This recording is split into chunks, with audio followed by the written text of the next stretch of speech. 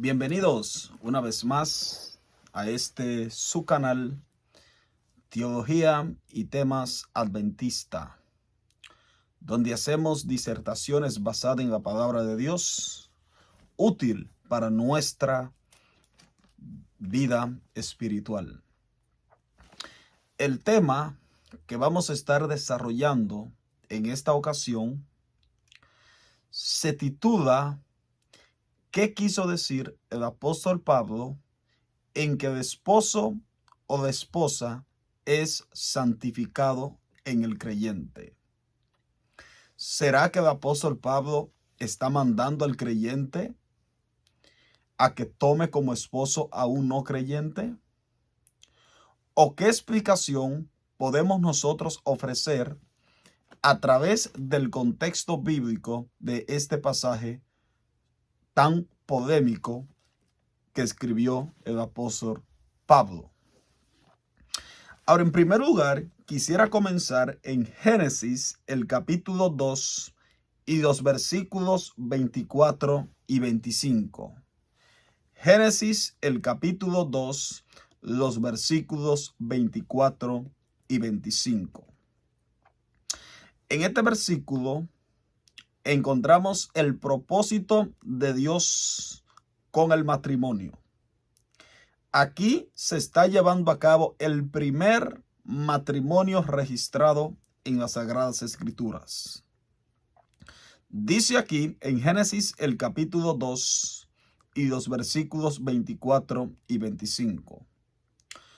Por tanto, dejará el hombre a su padre y a su madre, y se unirá a su mujer, y serán una sola carne. Y estaban ambos desnudos, Adán y su mujer, y no se avergonzaban. Así que fíjense que en Génesis 2 y el versículo 24, Dios claramente dijo, por tanto, el hombre dejaría a su padre y a su madre, y se uniría a su mujer, y los dos serían una sola carne. Es decir, lo que está diciendo este pasaje es que en relación al matrimonio, el matrimonio tenía que ser eterno. El propósito de Dios con el matrimonio era que el hombre y la mujer se casaran y vivieran eternamente. Ahora, en Mateo, el capítulo 19, nuestro Señor Jesucristo, hablándole a los fariseos, tomó nuevamente este pasaje de Génesis, el capítulo 2 y el versículo 24. Y fíjense cómo Jesús utilizó este versículo. Aconteció que cuando Jesús terminó estas palabras, se alejó de Galilea y fue a las regiones de Judea, al otro lado del Jordán. Y le siguieron grandes multitudes, y los sanó allí. Entonces vinieron a él los fariseos tentándole y diciéndole, ¿es lícito al hombre repudiar a su mujer por cualquier causa? Él respondió, le dijo, ¿no habéis leído que el que lo hizo al principio varón y hembra lo hizo? Y dijo, por esto el hombre dejará a su padre y a su madre, y se unirá a su mujer, y los dos serán una sola carne. Y ahora fíjense que el Señor Jesús en Mateo 19:6 agrega un detalle importante. Dice Jesús, así que no son ya más dos, sino una sola carne. Por tanto, lo que Dios juntó, no lo separe el hombre.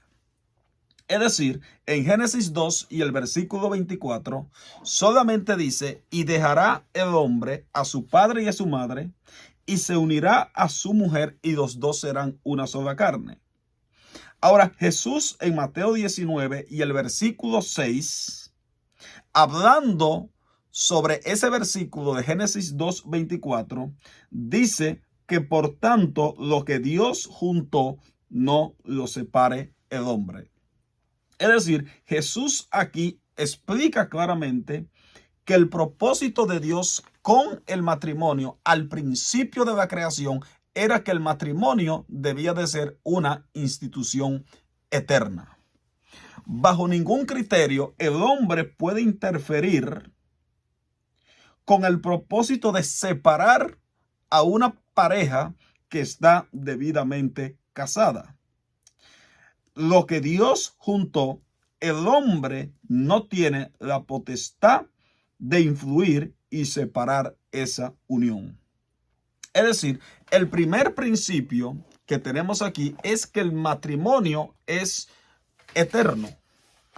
Dios claramente había dicho que el matrimonio estaba hecho para toda la vida. No era un asunto de relajo como lo tenían los fariseos, que tomaban una mujer y por cualquier cosa la dejaban. No, Jesús claramente dice que el matrimonio tenía que ser para toda la vida.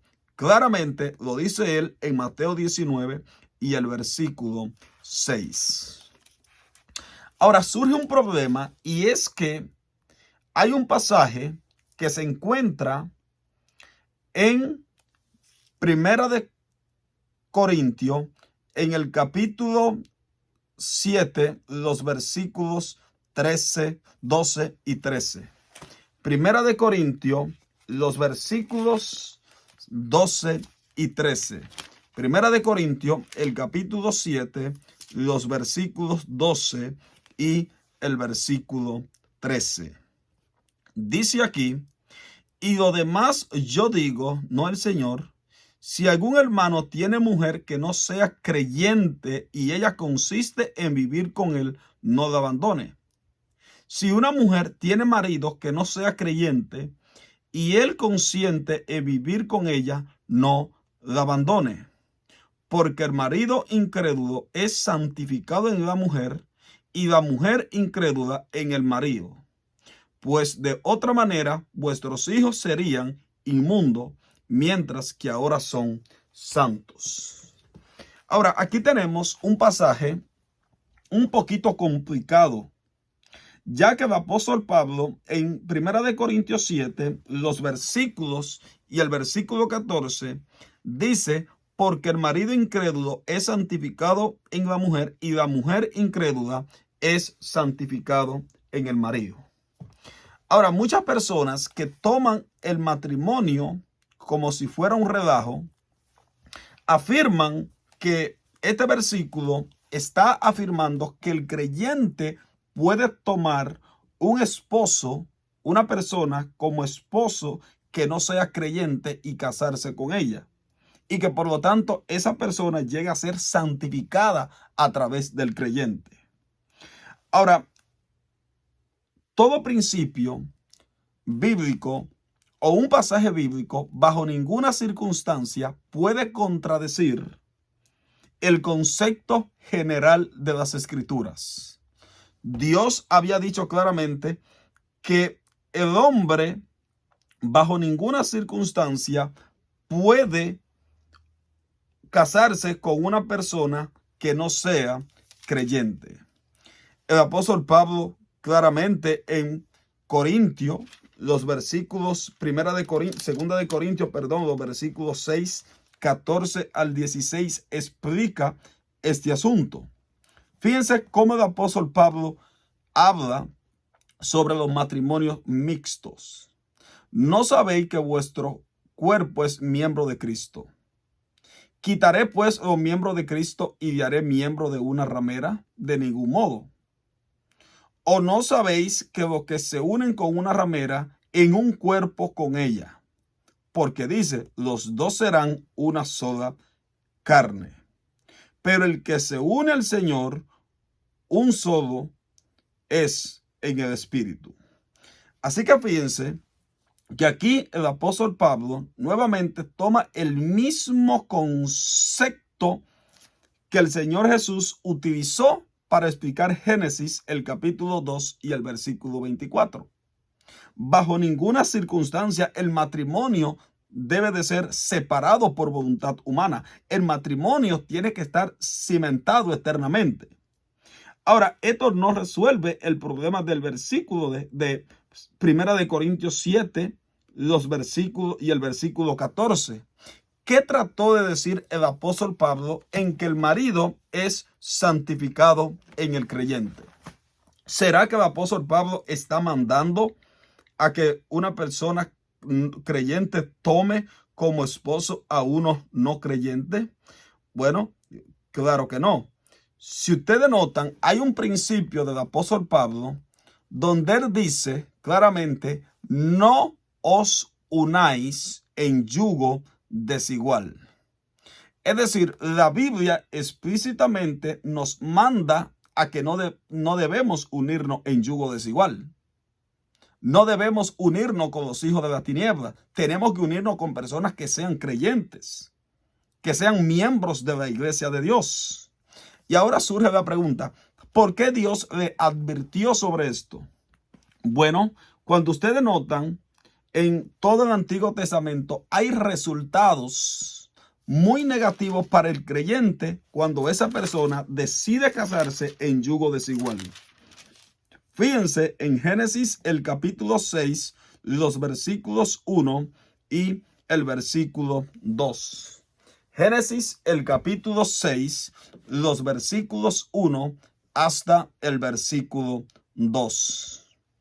Dice aquí: aconteció que cuando comenzaron los hombres a multiplicarse sobre la faz de la tierra y les nacieron hijas, que viendo los hijos de Dios que las hijas de los hombres eran hermosas, tomaron para sí mujeres y escogieron entre todas. Así que Génesis 6, 2 dice que los hijos de Dios, viendo que las hijas de los hombres, que es un término que se usa para referirse a los incrédulos, tomaron para sí mujeres y escogieron entre todas ellas. Ahora, fíjense que Génesis 6 y el versículo 3 explica cuál fue el resultado de esta unión ilícita. Dice en el versículo 3: y dijo Jehová: no contenderá mi espíritu con el hombre para siempre, porque ciertamente él es carne, mas sus días serán 120 años. Y dice en el versículo 5: y vio Jehová que la maldad de los hombres era mucha sobre la tierra, y que todo designio de los pensamientos del corazón de ellos era de continuo solamente el mal. Es decir, en Génesis 6 se da el marco de referencia del por qué no se puede unir en yugo desigual. La razón es porque los incrédulos tienden a influir en la mente de los creyentes. Llevan a apostatarlo inclusive de la fe. Por eso el apóstol Pablo en Corintios dice: no os unáis en yugo desigual. Cuando ese pasaje de Corintio que acabamos de leer, donde el apóstol Pablo dice que el creyente es el esposo del no creyente, es santificado en el creyente, no está mandando a que se casen con una persona no creyente. El contexto es bastante explícito y si quieren lo vamos a leer en Primera de Corintios, el capítulo 7. El contexto era que había problemas en el matrimonio. Fíjense, empezando en el versículo 7, cómo el apóstol Pablo derrumba cualquier concepto erróneo. Quisiera más bien que todos los hombres fueran como yo, pero cada uno tiene su propio don de Dios. Uno a la verdad de un modo, otro de otro. Digo pues a los solteros y a las viudas, que bueno les fuera quedarse como yo. Pero si no tiene don de continencia, cásese, pues mejor es casarse que estarse quemando. Aquí hay un principio. La soltería no es pecado. Pablo dice: digo pues a los solteros y a las viudas que bueno les fuera quedarse como yo, es decir, quedarse solo. Pero si usted no tiene el don de continencia, cásese, pues es mejor casarse que estarse quemando o quemarse en el infierno. Es decir, estar soltero no es un pecado. Ahora fíjense que en el versículo 10 el apóstol Pablo sigue hablándole a los corintios en relación al tema. Dice en el versículo 10, pero a los que están unidos en matrimonio, mando yo, sino el Señor, que la mujer no se separe del marido. Ahora fíjense que el apóstol Pablo es bastante explícito. Él dice, pero a los que están unidos en matrimonio, mando, no yo, sino el Señor, que la mujer no se separe del marido. Es decir, si una mujer al ingresar al pueblo de Dios y bautizarse y aceptar a Jesús como su Salvador personal, está casada con un marido incrédulo, la Biblia dice que no se separe. Si se separa, quédese sin casar o reconcíliese con su marido y que el marido no abandone a su mujer. Y a lo demás yo digo, no el Señor, si algún hermano tiene mujer que no sea creyente y ella consiente en vivir con él, no la abandone. Es decir, el texto es bastante claro. La única forma en que un no creyente llega a ser santificado por el creyente es cuando el creyente se bautiza, pero ya ha estado casada anteriormente con ese no creyente. No es que usted va a tomar siendo creyente y sabiendo el principio de que no puede unirse en yugo desigual y viendo los resultados que se presentan en toda la Biblia, especialmente en el Antiguo Testamento, usted va a tomar y va a casarse con un no creyente pensando que el apóstol Pablo está apoyando ese concepto. El concepto bíblico es que la persona llega a ser santificada en el creyente cuando usted ya está casada antes de aceptar a Jesús como su Salvador personal. Esta es la única forma en cómo esa persona queda completamente santificada. Ahora, entendamos bien, cuando el apóstol Pablo habla de que queda santificado, no significa que el no creyente ha sido sellado para vida eterna, porque la salvación es algo individual. El apóstol Pablo en 2 de Corintios, el capítulo 5 y el versículo 10 derrumba cualquier concepto errado sobre este asunto.